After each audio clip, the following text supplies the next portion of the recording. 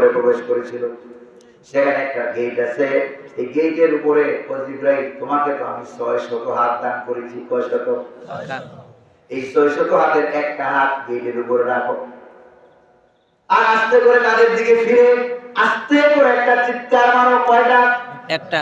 জোরে চিল্লান দিবে না, কারণ ফেরেশতারা যদি জোরে চিৎকার মারে আকাশ আর জমিন ভেঙে টুকরা টুকরা হয়ে কিয়ামত হয়ে যাবে।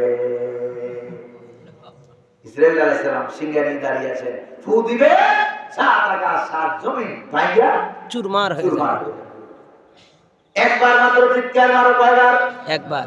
যতদূর চিৎকার মারলে তাদের জন্য সাউন্ড গ্রেনেড হিসাবে যথেষ্ট হয়ে যায়, ততটুকু চিৎকার মারো। ফেরেশতা তাই বলল, ইন কানাত ইল্লা সাইহাতান ওয়াহিদা ফাইযা হুম খামিদুন।